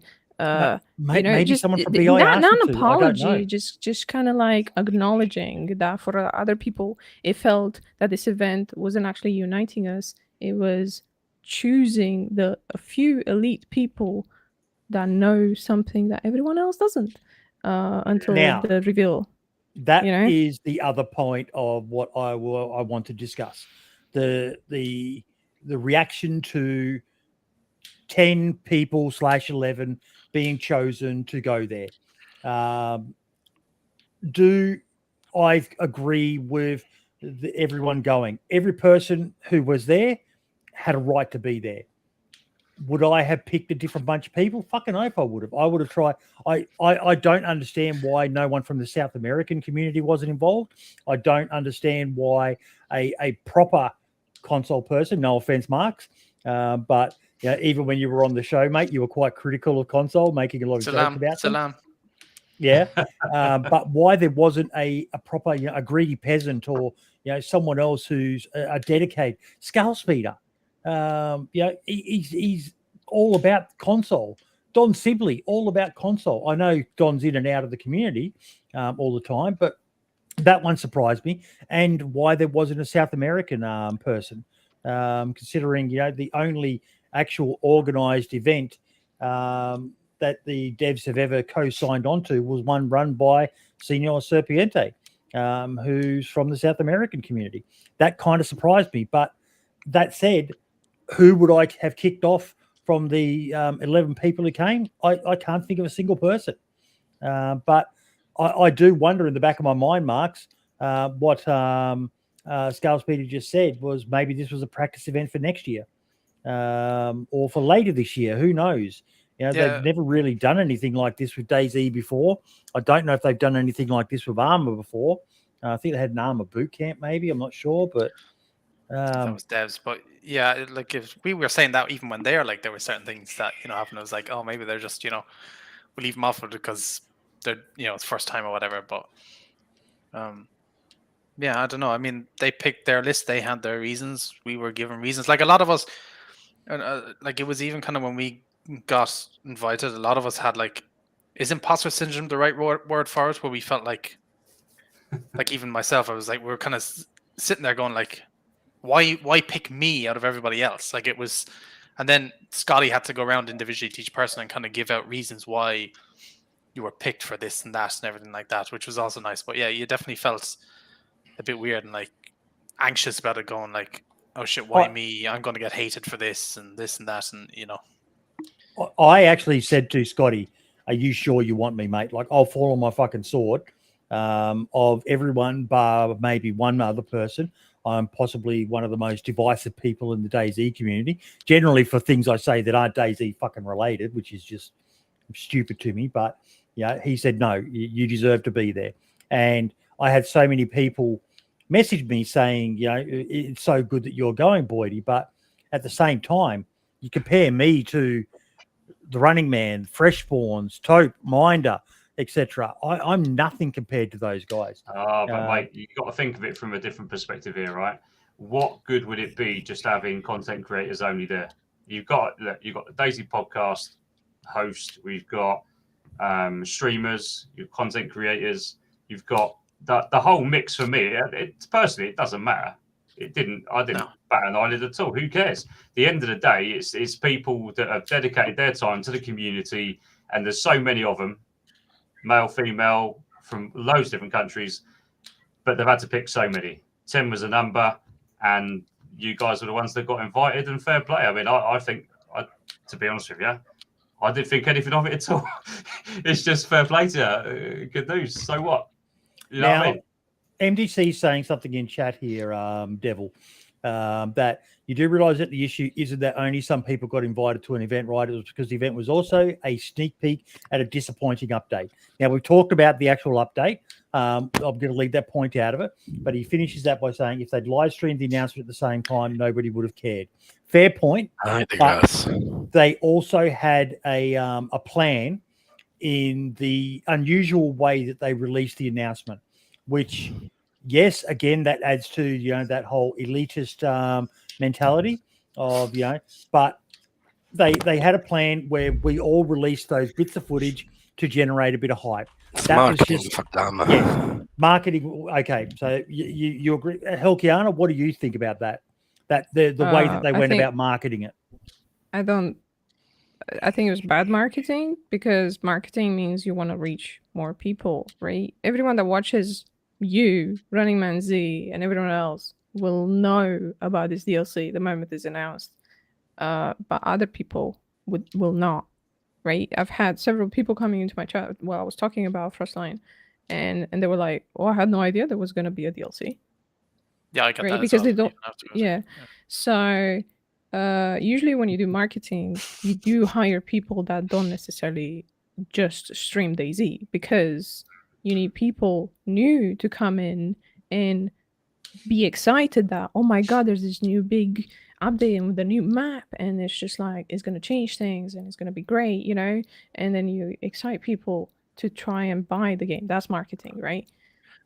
But there were only DayZ people in this invite, which, like I said, is great, but not for the purpose of marketing, which is why I think the announcement, like maybe, I don't know, I'm kind of giving an example. Obviously, I'm not a marketing person, but for me, it would have felt very different if you guys got those clips ahead of the event, posted them, and then let us to kind of like boil a Yeah, little bit. we were kind of talking about that during the Yeah. past couple of days, like having maybe those and then clips show live released. stream. Yeah, having those clips released on the same day as the videos go out, maybe like even if it was a week before or something, you know, these clips get out, or you know, one creator posts a clip a day or something, you know. But Yeah, I think that would have that's gone so much better in terms of like the feel of like the viewers, you know, the players being united with these creators that are there, getting the clips ahead, you guys enjoying the time they're discussed with the devs, see all these things, do the boot camp or whatever, but then at the end we're all together doing, you know, whatever Adam was showing there on that screen. Because honestly, those videos of the projector screen were a little bit of a joke. Like we're like, you can't really see much. There's like voices and stuff. It's like, it's a bit, I don't know, like that. You don't want that to be your promotional first video of the map, like of the gameplay. Honestly, I made a tweet, Cobra, that basically, I do feel, you know, MDC says in chat there, that's the problem. Division was literally built into the entire marketing strategy, and look at what happened. There are people pissed off everywhere, and just calling it whining doesn't help. Well, every time you make a list, you get to piss people off. There will always be people unhappy that either they didn't make the list, and trust me, some of the participants got fucking emotionally, what would be the word for it, Marks? We're not going to name that. We know you know what I'm talking about, but they had some severe emotional trauma fucking dumped on them about why wasn't I included and shit like that. Yeah. And it was like, okay, that's a bit mean to do that to someone who is going, but unfortunately, when is it basically they should never do this again? Like, I know I've said I'm never doing a DayZ award show again, Cobra, because of how fucking divisive that was. And I do this for fun, but yeah, this was a marketing exercise. They spent tens of thousands of dollars on this minimum, if not, would look at it six figures, if not more. When you consider, you know, the wages of people who were taken away from their jobs to do this, I imagine they probably donated some money to the air base we went to, and you know. But Cobra, what do you think? Well, having just seen, all I saw was what everyone else saw, which was the clips that you guys had put together, or the video. I felt the minimalistic scenario was actually what DayZ's about. I think I don't personally give two shits who was invited and who wasn't. None of that makes any difference to me at all. I do agree though that they kind of, I felt, had quite a decent balance of different personalities, different areas, different aspects of the game who could report back on. Was it perfect? No, of course it wasn't. Was the presentation perfect? No, not at all. But at the end of the day, it was enough for people sitting at home to go, do you know what? I like to look at that, or I don't. And either way, I'm going to find out a bit more. So for me, I actually think it worked. I think a lot of the stuff I've heard, especially people in my community, have said, you know, it wasn't the $1 million production, but what it was something to have a little look at and pique a little bit of interest. So that's where I stand on all of that. Yeah, like it's not this is only a teaser as well. Like this isn't the full reveal. Like that's going to come 3 months down the road, whenever it's going to be. Like this is literally just a tiniest little speck of what's to come. And like the whole event as well, by the way, wasn't just for this announcement. It was a 10-year celebration thing as well. Yep. Like the devs really kind of forgetting. Drilled that into us. So like this event isn't for. But Marks, to be fair, they didn't really make that very clear at the same time. There were issues with the marketing. You know, I highlighted a comment just before, where was the marketing? Was it the USB keys? Was it the reveal? Like the whole thing looked like a good bit of fun. ... Was it a perfect event? Fuck no. No. But they've never done something like this. They're a small company. You know, I think Scalespeeder had the comment there before.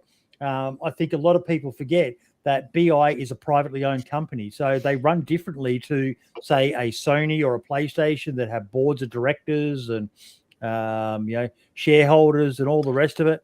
But I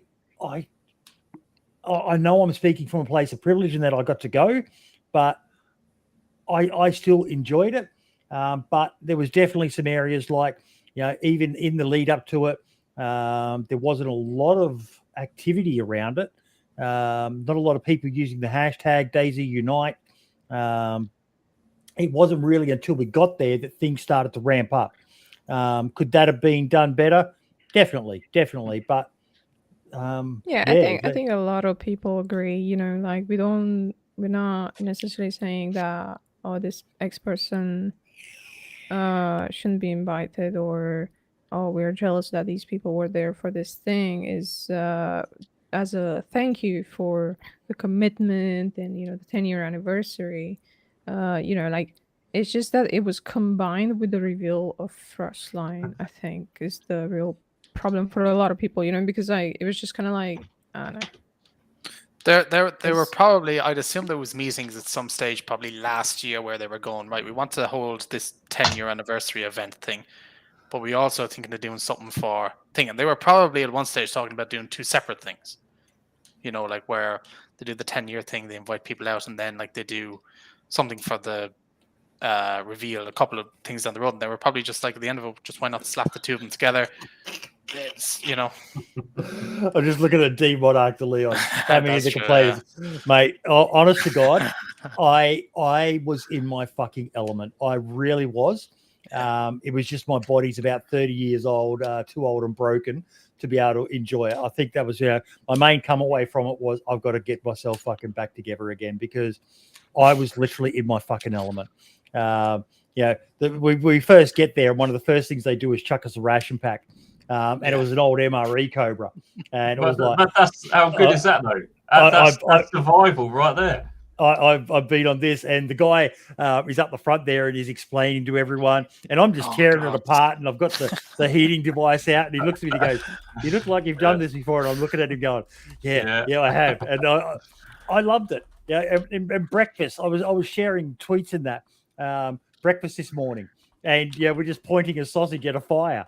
And some people were like, "Is this breakfast?" And I'm like, "This is fucking awesome breakfast. This is better than fucking what I used to get back when I was in the army, Scalespeeder." I'll tell you what though, right? So this is what makes me laugh, right? Why go and buy a fucking survival game if you've got no interest in actual survival? I don't get it. I don't get it. Mate, you missed the fire starting point. Marx was there when this happened. There was definitely a divide between people who had some idea of basic survival skills and those who have never, I think there were some people there who've never even started a fire before.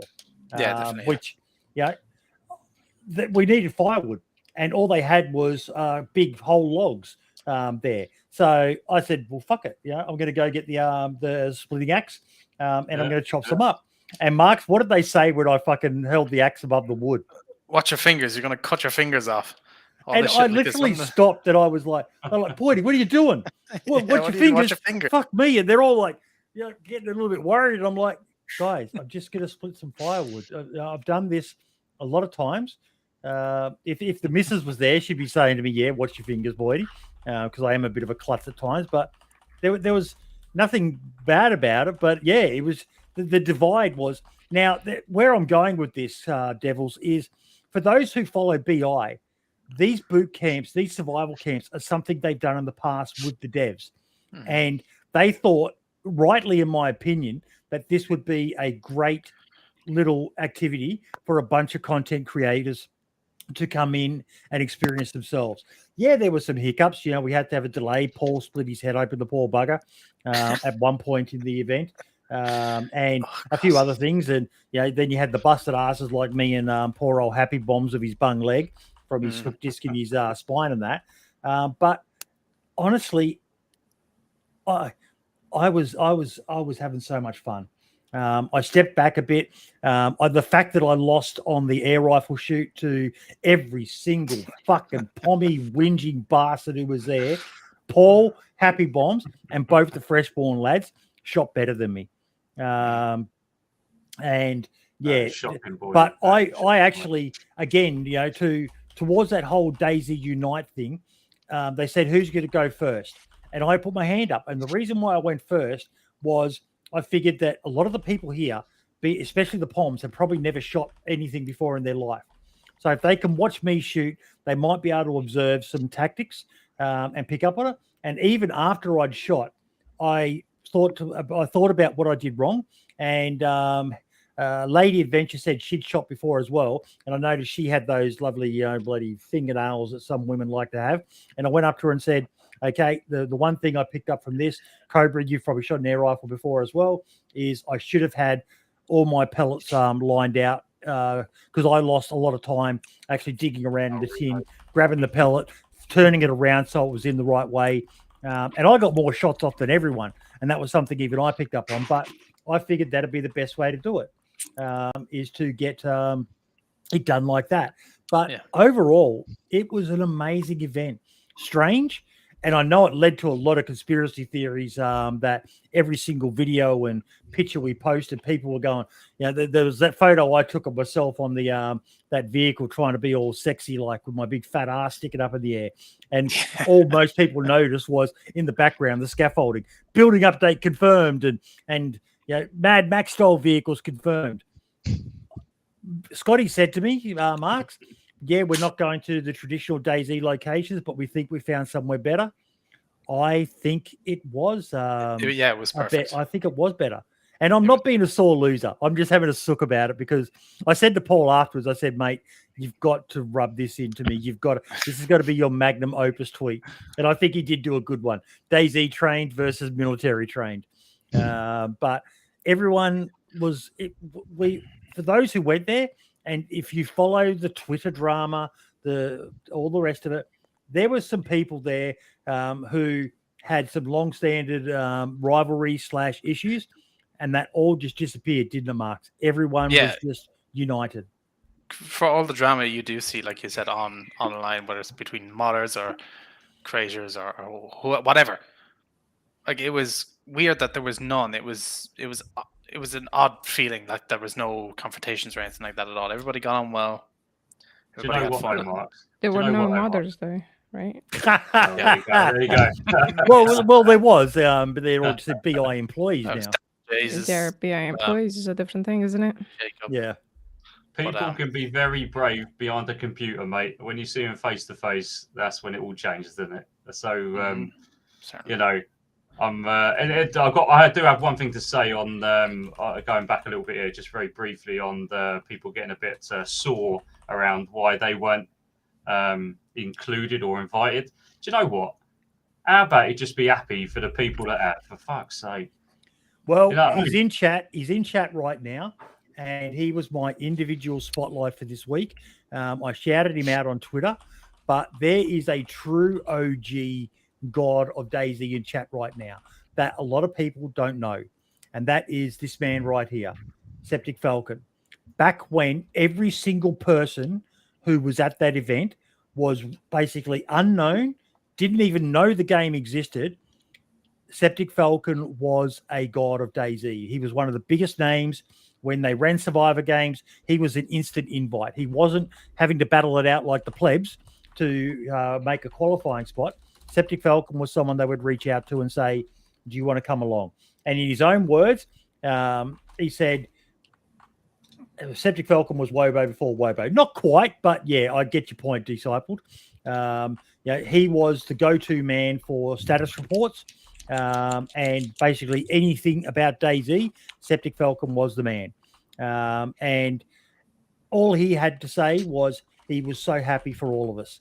And to see someone who he's back in the community now, sort of on the peripheral. He's playing other games, developing his own game.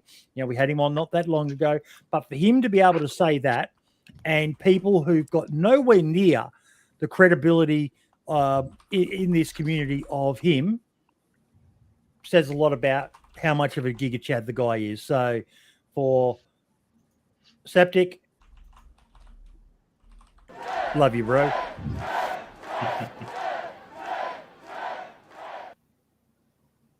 And there was another thing as well for the event. I think I was talking to the Fresh sponsor about it when we were there. They were like, BI could have put us in a 5-star resort somewhere if they really wanted to, and you know, everybody would have hung around for a while, went back to our rooms and stuff. But when you're in that situation of you don't have much food, it's not that great, you just kind of have to all get along. It really, I think, made everybody gel a lot better, and everybody, just like everybody had to come together and work together, and it worked out really well for that reason, I think. I didn't know John McClane had said that, Helkiana. Yeah, he when I can't remember exactly. I think DayZ tweeted and like someone else tweeted, and he replied under both. That he wished that he would have known that this thing was gonna happen because he would have liked to go, and why wasn't, like, not necessarily why wasn't he invited, but like, you know, what was the criteria to be invited, kind of something like along those lines. And you know, obviously is like was for the content creators, and a lot of people were saying that he's like entitled. Why is he like so jealous of people going there and like calling him all kinds of things because he said that? I don't know. He just said like he wished he could have gone. Like, you know. I had some people send me messages, you know, how do I get an invite, or can I come? You know, I can pay my own way in. And I felt bad. Again, you know, from that privileged position of being someone who was chosen to go, much to the disgust of some people, one person in particular, love you. But again, you know, like I said before, this is the problem, Devil, when you make a list, isn't it? The ones who get left out are always going to be wondering why didn't they get an invite? What did they do wrong? Or, you know, and then there's going to be others who just, they don't like someone who's going, and yeah. I think it's always difficult, like, especially if you get an invite like that, and there's a history of like getting flack after you've been picked in that manner. It might be like people declining, so they just to avoid being questioned after. If there would be more events after this one, I mean, I raised again. I would love to see a DayZ Con, and I would love to see them do at that location. I think that location is nigh on perfect for people to get to, and organise some buses to go on tours, because most of the locations for DayZ that the game or Churnerus is based on are within a 2 to 3 hour drive from there. So you could have trips. You know, Hunter Z, I'm still disappointed I didn't get to meet up with him, but just due to issues and being absolutely knackered, and my missus coming with me, and I wanted to spend some time with her. And you know, you guys probably saw some of the tweets I was doing, but I would love to see a DayZ Con in Prague, in the Czech Republic, where the majority of this stuff is. And for a couple of days, everyone gets together, content creators, fans. I wish they'd organised a proper fan meetup while we were there. I'm not sure how many would have attended, but it would have been nice to have had that opportunity for people to come and meet us at a proper location. Do you think now this is just me kind of speculating, do you think how do I say this in no way, and I don't mean this in a bad way, but like, do you think maybe they picked creators because they thought creators would actually stay more quiet when it came to NDAs? Like, do you think they were worried about a lot of stuff being leaked, perhaps? For sure. Yeah. I mean, but did you guys sign anything?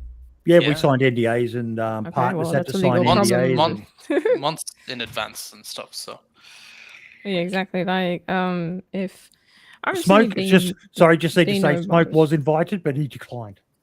Discipled, so that was sad. I was hoping to get to meet him, but he declined, and that's why Fresh Spawns ended up going. Like obviously they do know modders quite well, and they do have modders hired as well, which know the community, who can be trusted and who cannot be trusted. Like I said, because I know some people were, because I was making some comments a little bit about this, and they were like, "Oh, you're just jealous because they didn't invite you," and I'm like, "Dude, I couldn't go. I have like so many things this month, and I've been spending so much money. I couldn't have gone even if they did invite me. But I do wish that there was some modders involved. You know, if it was just like a 10-year anniversary thing, you know, like, you know, the whole DayZ Unite, like, Unite modders as well, right? Modders do keep this game afloat pretty big. and say if it is, forget about the 10-year part, but just think of it as, say if, like MDC was saying there, that they pick content creators because they want publicity. Do you think another thing might have been that they didn't pick many modders because a lot of modders don't use social media? Like not use it, but like don't prioritize it maybe? Like how would a modder get there in terms of the thing now, not in the 10-year of it, but like how would a modder get there and be able to share the info with their audience, you know, that way? I mean, there are plenty of modders that are Updates on their very, Steam page or something. and it's not just social media, right? Like the modders would inform the modding community, right? We have discords and stuff like that that you might not even be part of. I'm definitely not. No, I'm not in many discords. Yeah, so it's a different target audience, I guess. Like I think that's why I was saying, you know, like I feel like the review and all that should have been just kind of like a separate thing. Derleth, what do you reckon, mate? All that. That they went for content creators, like, to me, it kind of, I think they wanted to get the message out. To me, that's pretty obvious, actually. That they chose the content creators exclusively just to use the channels to get the message out. It's a promotion thing more than anything. Okay, let's put you on the spot. If they invited a modder, who should they have invited?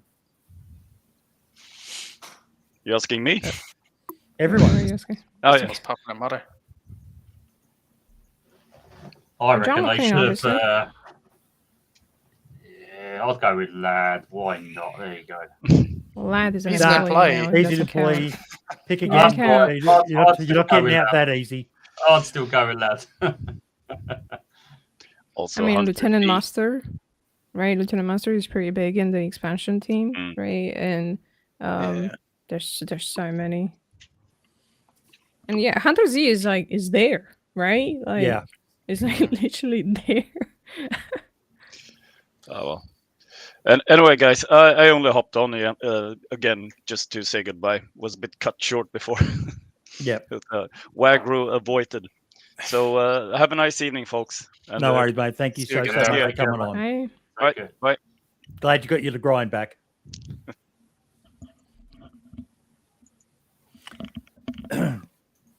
It was, regardless of all the drama and that, yeah. And again, I know I'm speaking from a very privileged position of someone who was lucky enough to attend, but it was an amazing event. The location enabled a lot of conspiracy theories to thrive. I saw a lot of good discussions. You know, people talking about those vehicles that Marks and I drove in, and how some people saying they'd love to see it. I saw Dinos has already made one, which is insane. But yeah, it did throw a lot of curveballs because it was quite confusing for a lot of people. Even us, like, they didn't tell us what we were seeing. We obviously had a rough idea because we quickly found out, you know, about Mike Doherty joining, and that leads to certain that's a map that's going to be coming, but we didn't know for sure until they showed us. But like even with the events, like they were told us bus is going to be at the office at 10 o'clock.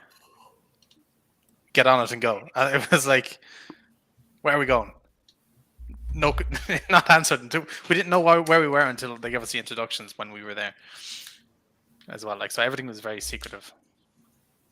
Which, I don't know. All in all, I think it was a brave thing by Scotty and them to take to Murek and get approval for.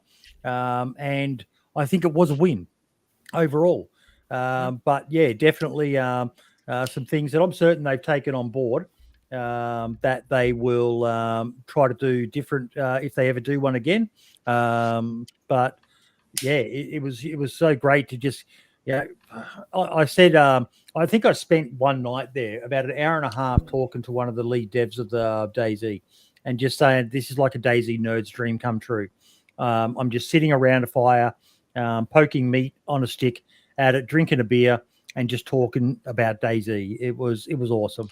And I hope to God they do something like this again in the future. They're not too scared to do it because no matter what, they're always going to upset some.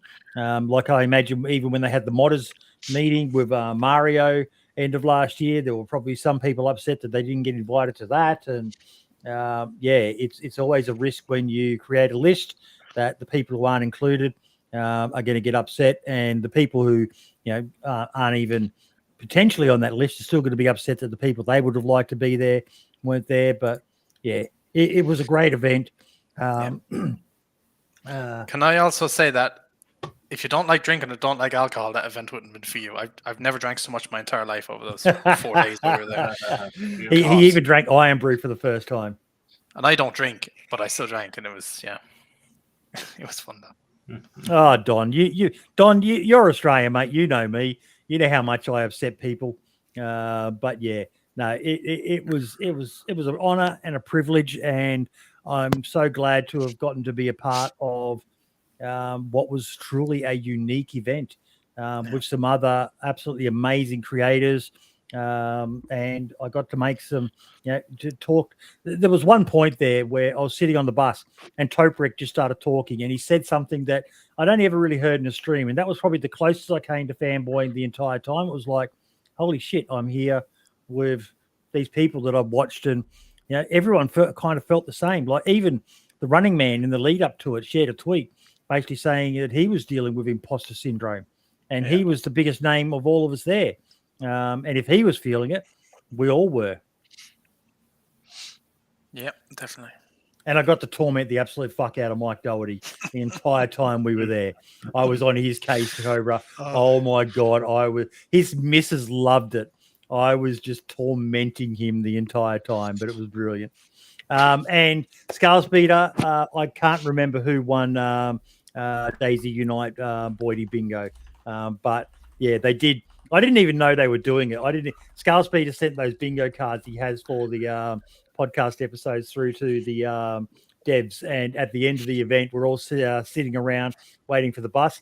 And then they tell me that they'd be doing DayZ bingo, and they sat there and went through the entire fucking bingo card in front of everyone, and everyone got in on it. Go, no, you did fucking talk about DayZ Down Under. No, he did talk about running a trader, and yeah, it was just good. But yeah, no, it was an honor and a privilege. I kind of feel like myself and Marks as well, we were there more to represent the entire community, because that's what we try to do with this show. This show is for the community, run by the community, with a focus on smaller creators and modders. We don't do this to make money for any of us. Everyone does this pretty much voluntarily. Any tips like the Powley get split amongst us to do what we want. But yeah, it was absolutely amazing. And I know and I understand a lot of people have issues with the way some things were run, with the way with what Frostline is with the circle map and that. But call me an optimist, call me a fanboy, call me a shill. But I have faith. I have faith that this game's still going to keep on keeping on. You know, at the end of the day as well, there is a lot worse things happening in the world as well. So I don't think, Absolutely. it could be a lot worse if all you've got to complain about is them reusing assets. We sat there. And I was like thinking to myself, the same distance for me to drive to Melbourne in Australia, there's people fucking killing each other to the east of us over in Ukraine with Russia and Ukraine. And I'm sitting here talking about a video game, watching people get upset on Twitter over silly stuff. Priorities, folks. Try to focus on the positive. You can't compare people's problems, no matter what their degree is. That's actually really bad downplaying it. It doesn't matter if they're upset about something very minor or they have, life-threatening things. In someone's world, that problem could be quite as big. You can never say, "Oh, well, I can't enjoy this because someone has it worse than me." Oh no, but I just think we it's all pretty good live in and context. work. We work our lives, right? And we can decide what we do with our fucking money. Oh yeah, right? definitely. I know, and if we people have the don't right- like it, you don't have to buy it either. Mhm. Absolutely. If you don't Don't want have to it, play don't it, get don't it. have to whatever it, but you're still entitled to have your opinion on it, which I'm not Absolutely. saying they shouldn't, but yeah, I think it's about keeping it in context. Some people were making out like it was the end of the world and all the rest of it. No, Yeah. guys, it's not. It's just, there was a silly Just a tweet. game. There was some questionable Pixels on the ways screen. it was released and stuff like that. But at the end of the day, we're talking about a video game that we all love. Yeah. It's just pixels on the screen. Those pixels make you money. Yeah. Yeah. I don't know if we've got time for Cobra's content creator. No. Did you have you didn't have one this week? I have, but don't worry about it. We'll do it next week. That's cool. Yep.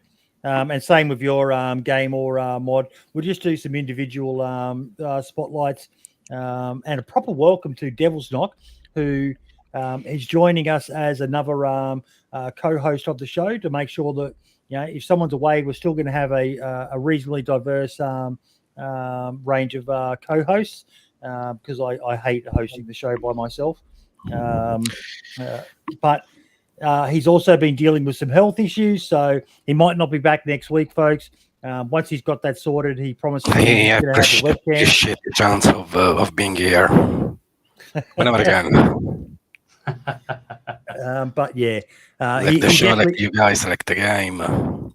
he definitely wanted to be here for this week as well. But yeah, we'll do some individual spotlights. Cobra, would you like to go with one?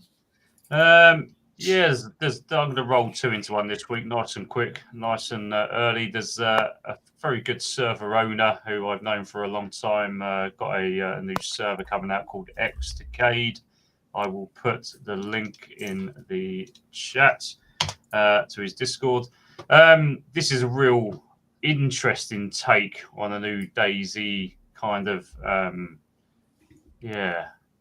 theory, so to speak. Anyway, it won't be fully live until a month and a half from now, but he does tests once every Saturday, so go and try that out. Secondly, for me, servers loaded, JLK's little baby. I had a little adventure on there this last couple of weeks, and it was I thought it was a great balance between vanilla and modded, highly modded. So well done there. And Yeah, I can second that. I've played on those servers as well. They're good. Yeah, very, very, very good, mate. And they very good. So if you're looking for a couple of alternatives here, then Loaded is great. And Next Decade in a month from now, go check that out.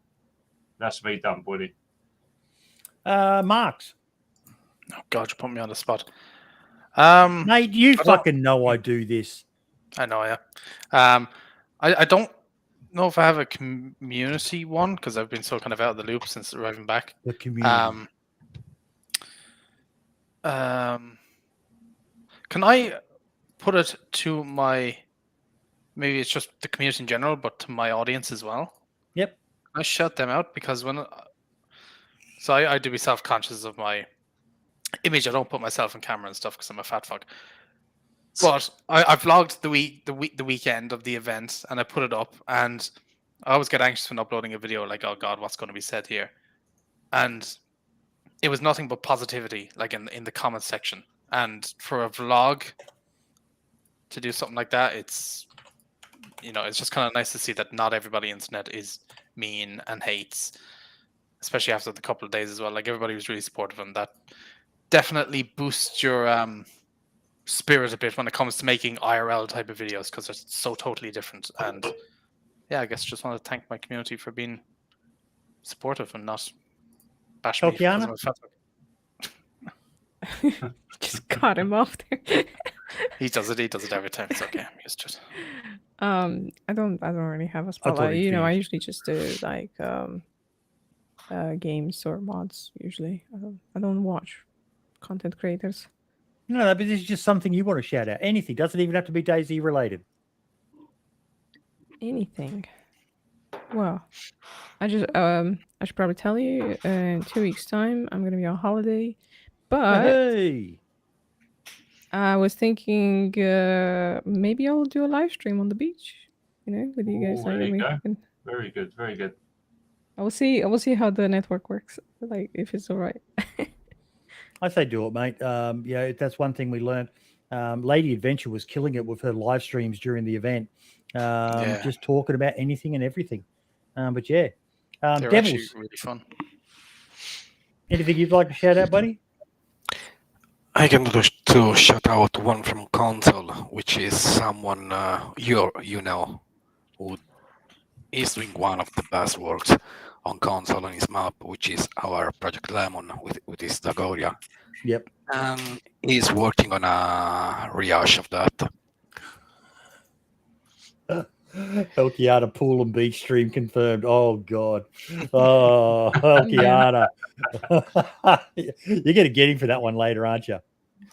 And in I'm the gonna show my C word there toes. is here, I'm gonna our show my dub. toes on stream. Yeah. I mean, On PC. I- Go. I am doing an update for the summer. Adding flip-flops, and you can show your toes in DayZ as well. Hey. No, not the flip flops of socks that we've already got, but barefoot flip flops. Love it. Yep. DayZ I Feet wanted Finder account to- incoming. Wanted to fulfill, the summer feel. Oh, not a toe stream. No.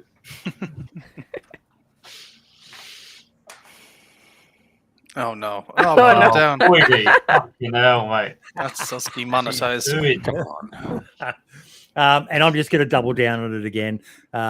Septic Falcon, you're just an absolute fucking Chad, mate. A lot of people could learn from your example you set, mate. But yeah, but also to all of the other creators and the DayZ devs for the DayZ Unite event. It was a massive undertaking.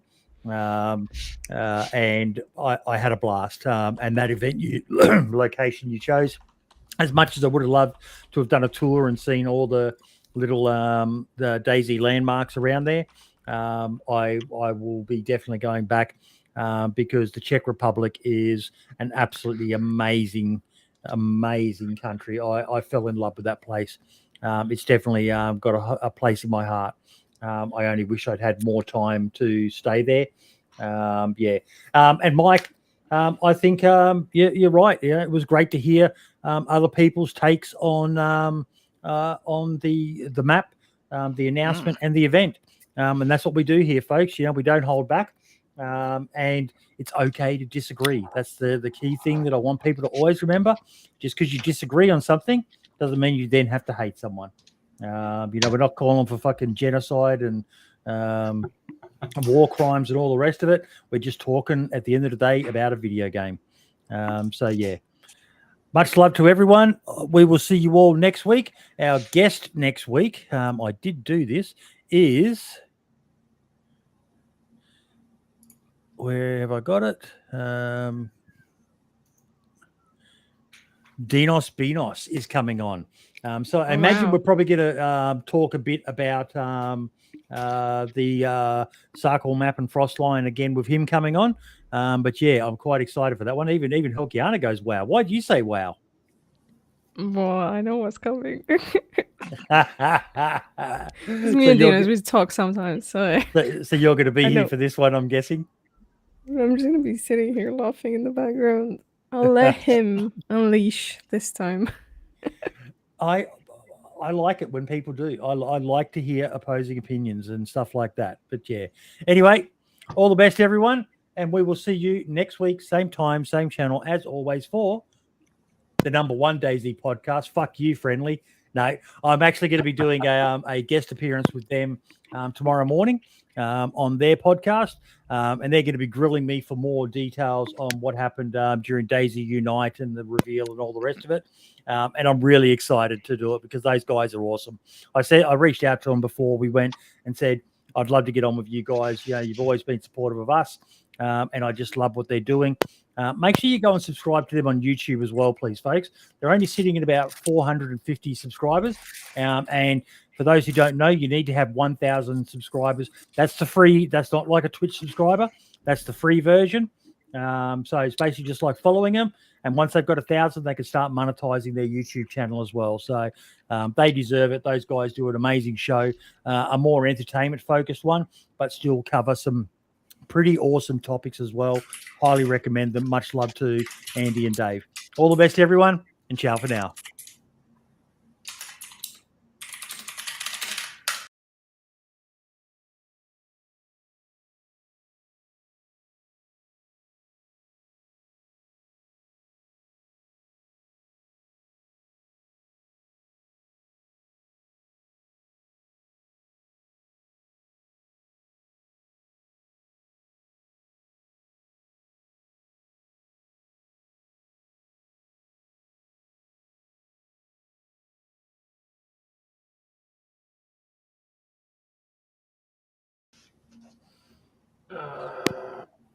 Oh. And we're still in that awkward, weird live